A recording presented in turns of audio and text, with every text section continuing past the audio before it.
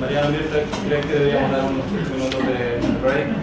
Sí, podemos, si quieren podemos hacer, repartimos el café mientras hacemos algunas preguntas, ¿no?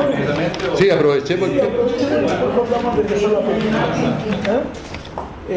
Para todos los que están, les decimos entonces, hacemos la ronda de preguntas, charlamos un poquito y después cortamos 5 minutos antes de empezar la película, que la va a presentar Antonio muy brevemente, pero sepan, digamos, que es una película muy singular dentro del panorama de aquel cine chileno, ¿no? Pero, bueno, abrimos entonces a las preguntas mientras repartimos el café. O los comentarios, ¿no? Hay varias puntas que se cruzan, ¿no? Bueno, yo puedo hacer una pregunta con una respuesta corta porque justamente el último punto que toca Carlos con respecto a su película, perdón, no a su película, a las películas mostradas, y esta diferencia entre la perspectiva del cine de constituirse en una voz del pueblo, una voz del otro, de un sujeto colectivo. Y en contradicción, o no en contradicción, pero hay una diferencia de carácter con la propuesta de este documental contemporáneo. Y justamente, Mariano, tu artículo para Social Identity, que es un estudio, en el caso argentino, de justamente de ese problema, de la constitución en el cine documental argentino de este problema, digamos, esta exploración de este problema de la homosexualidad. No sé si quieres comentar brevemente, desde tu artículo, cómo te ponga ahí en el papel. Este punto hecho por Carlos, que es punto central. Sí, hacemos varias preguntas y después retomamos. ¿O querés que... ¿Cómo quieras? Sí, a ver.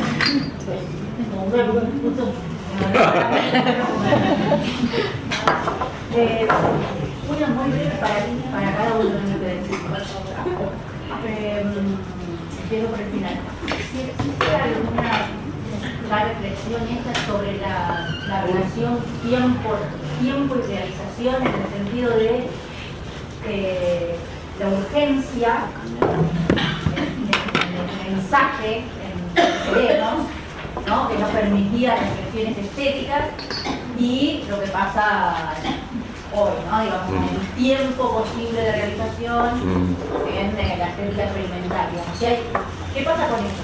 Con esta relación tiempos y realización. Ahora te iba a consultar si hay algo, pensando en la comparación entre videos y transición, digamos, no tanto en simultaneidad en el tiempo, por ejemplo 85, Argentina-Chile, sino transición. O sea, aunque haya un desfasaje tecnológico en contenidos, en temáticas, en modos de abordar, más allá de las similitudes tecnológicas, ¿qué pasa transición, ¿no? ¿Y Enrique? Si hay investigación sobre los resultados de los trabajos pedagógicos con los materiales. O sea, ¿qué pasó con los docentes, con la forma de uso, y qué pasó con las... Porque hay preguntas muy interesantes en los materiales que digamos, en las carpetas por las que circularon, ¿no? Las últimas preguntas son ¿por qué se recrimina? ¿Por qué? ¿No? O sea, como si quedaron investigaciones sobre los usos didácticos que tuvieron estos materiales, o si ya se están desarrollando, si hay posibilidad de acceso a esa información, investigación de los resultados que tuvieron estas carpetas en la circulación, tanto para los docentes como para los alumnos.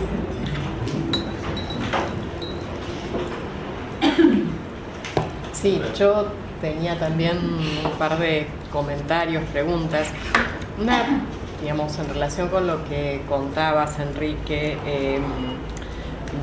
me impresionó bastante esto que contabas respecto de la experiencia actual al charlar en las escuelas con los docentes respecto del miedo que sigue produciendo plantear estos temas aún hoy en las escuelas entre los docentes, ¿no? Y en ese sentido, digo, pensaba hasta dónde hay algún trabajo, digo, y lo pienso también en relación con las experiencias que conozco en la Argentina respecto de este tema con cine o con otro tipo de experiencias respecto del trabajo en derechos humanos en el ámbito educativo. Hasta dónde hay como un trabajo de reflexión sobre las propias experiencias de los docentes durante la dictadura, es decir, porque hasta dónde se parece ese miedo, digamos, actual respecto del miedo previo. Es decir, lo que digo es que hasta dónde la experiencia de ese trabajo con los documentales en la escuela contempla, bueno, esa reflexión sobre las propias prácticas docentes, ciudadanas, que supone la persistencia del miedo, ¿no? Y esto en conexión con otra cosa, y es que yo no conozco todos los filmes que están en el proyecto, pero pensaba hasta dónde esa reflexión sobre los derechos humanos queda circunscripta a la cuestión de la represión, digamos, y la violación de los derechos humanos durante la dictadura, y hasta dónde eso se conecta o no en el proyecto, digo, pregunto, con una reflexión sobre, bueno, el estado previo, ¿no? Es decir, qué es lo que lleva a esa represión, que de alguna manera creo que está presente después en la comparación de los filmes que presentó Carlos, y que creo que en la experiencia argentina es un tema todavía muy complicado, digamos. Hay mucho trabajo sobre la dictadura, pero sin embargo creo que hay mucha más dificultad para plantear, bueno, qué significó el momento previo, ¿no? Entonces, teoría, bueno, en parte, ¿cómo? ¿Qué teoría, digamos, sobre eso? Digo, esto por un lado. Y después, respecto de lo que del planteo de Carlos, que me pareció súper sugestivo, digamos, la comparación, la elección de los dos fragmentos de los filmes. Y me interesó particularmente algo que planteaste hacia el final, y que, bueno, quizás me gustaría darte la oportunidad para que te explayes, ya que te cortamos, que tiene que ver con esta cuestión del arte masivo como un arte siempre oficial, digamos, y esto que vos conectaste sobre esa pretensión de masividad de esos filmes de los 70, y esta cuestión del arte popular como un arte siempre personal, ¿no? Que me parece realmente muy provocativo, y que me gustaría de alguna manera pedirte ampliar esto, ¿no? Bueno, propongo que empecemos con algunas respuestas, porque no nos va a quedar el tiempo si seguimos con preguntas. Quien quiera empezar. Puedo partir yo. Bueno. Respecto de lo que no tenemos resultados de investigaciones que se están haciendo en este minuto, es decir, digamos, hace una semana atrás o 2 semanas atrás se inició la investigación por un grupo de investigadores de la Universidad de Chile para precisamente recoger las reacciones sobre el uso del material. Se repartió en varias regiones, por lo tanto hay un esfuerzo en ese sentido de poder saber desde varios lugares qué pasó con esos materiales. Así que no tenemos una percepción, digamos, desde el punto de vista de estudio de lo que ha significado. Esperemos tenerla. Sí nos fueron sorprendiendo las reacciones a propósito de lo que comentaba Marta, que es esta cosa del miedo que hay para tratar estos temas. Ahora, en relación a lo que planteabas tú,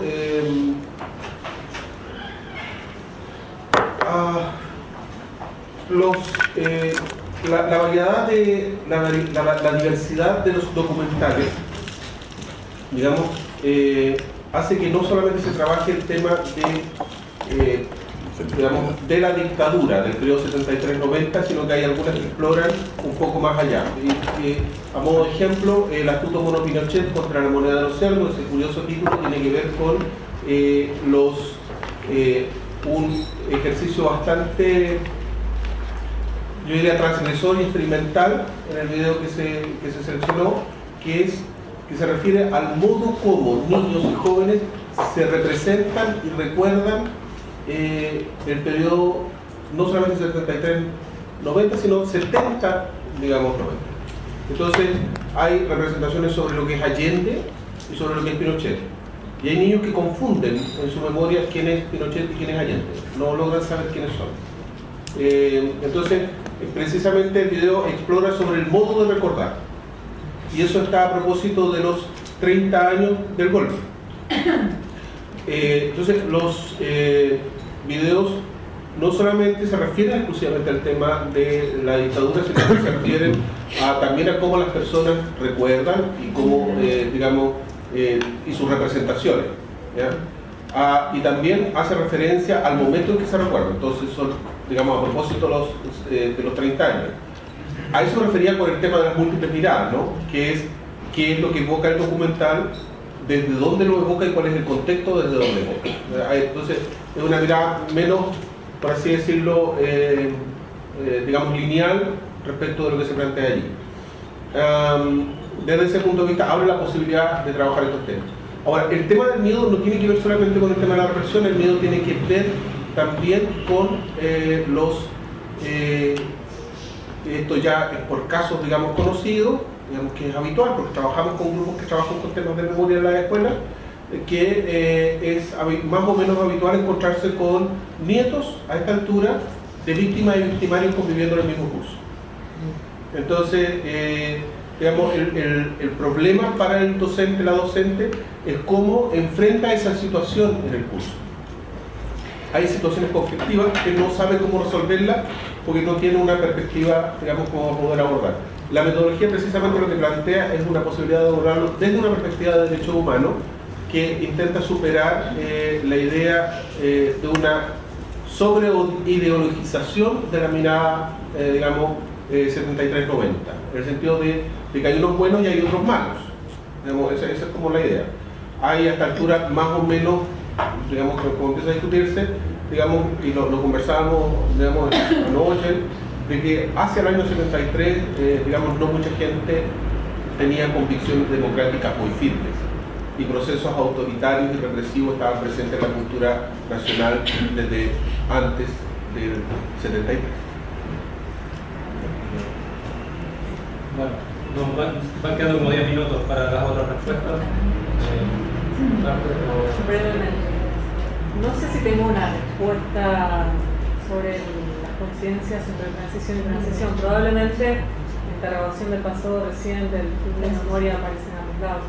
Pero a mí, más que las coincidencias, me llamaba la atención tratando de mirar qué cosas han sido comparadas en el cine chileno, político y argentino, es por ahí las asincronías que se vuelven muy productivas en este caso. Por ejemplo, algo de los videos políticos de Chile fueron comparados en algunas imágenes con las imágenes del Cordobazo, o sea, con una dictadura anterior, con un dispositivo, digamos, el video en el caso de Chile y el fílmico tomado para la televisión y después recuperado por el cine militante en el caso argentino. Esas cosas me resultan mucho más sugerentes en lo que refiere a formatos, texturas, procesos, que posiblemente en los 80 nosotros no tengamos, mucho menos en video, tengamos imágenes que se puedan parecer a eso.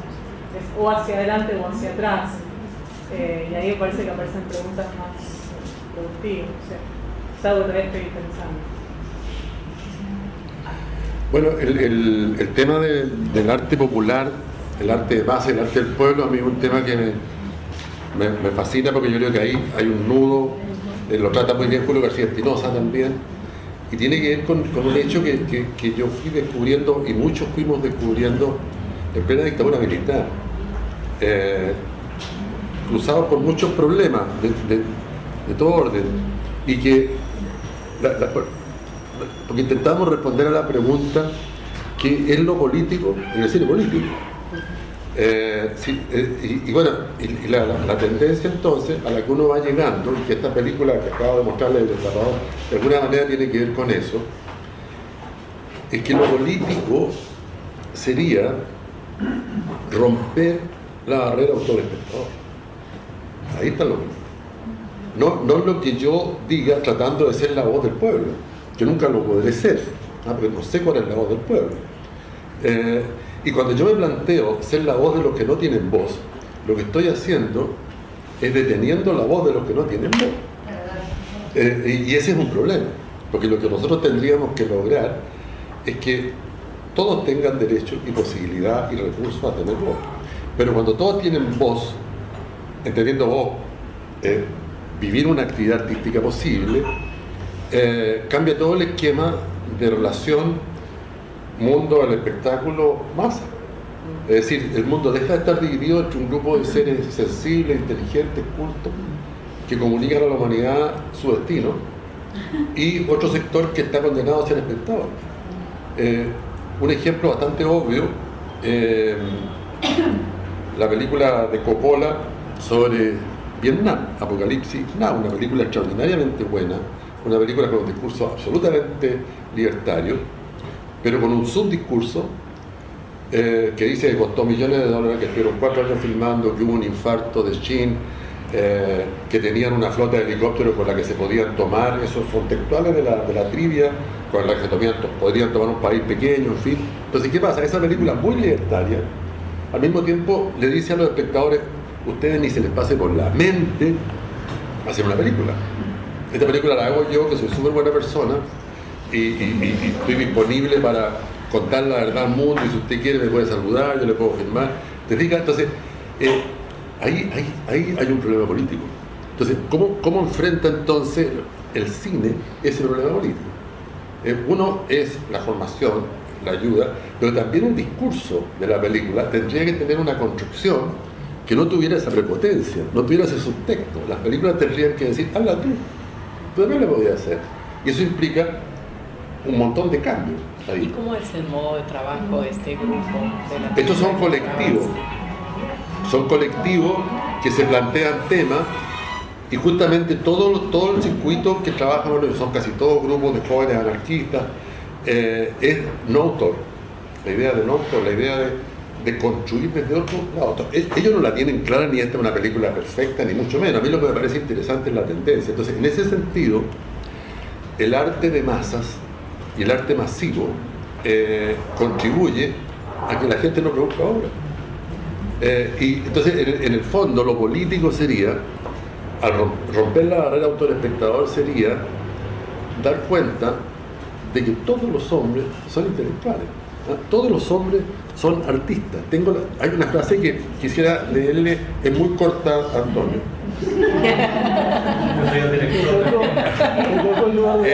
Es que me parece genial, pero hay que leerla con toda precisión. Es de una mujer que se llama Ananda Kentish, y dice lo siguiente: el artista no es un determinado tipo de persona, sino que cada persona es un determinado tipo de artista. O sea, todos somos artistas. El punto es que el desarrollo de la economía capitalista, voy a repetir cosas que todos sabemos, ha ido constituyendo el arte en una actividad de unos pocos hombres, y no de todos los hombres. Pero si el trabajo de arte fuera de todos los hombres, los mecanismos de relación cambiarían, y entre otros cambiaría el sentimiento de culpa desde donde nosotros hacemos nuestras películas, que es un factor en nuestras películas. Podríamos hacer las películas sin sentirnos culpables, y las haríamos como quien toca guitarra en la casa después del trabajo. Y eso significaría que las películas podrían ser baratas, que no estaríamos enloquecidos por entrar a los circuitos de distribución. Esencialmente, yo creo, nos daríamos cuenta que no necesitamos multitudes, que ganaríamos algo que es muy importante, un espectador que otro artista, que es la esencia del arte contemporáneo. Es decir, lograríamos que en la casa lo vieran 2 personas, que hoy día sería humillante, ¿no? Hay mucha gente que la película la vean 2 personas, pero a lo mejor esas 2 personas son 2 personas que también hacen otras cosas, y que son muy importantes, y la película que va a mostrar a lo mejor una película muy cortita, muy barata, que yo la hice en mis ratos libres, en fin. Bueno, yo por ahí no.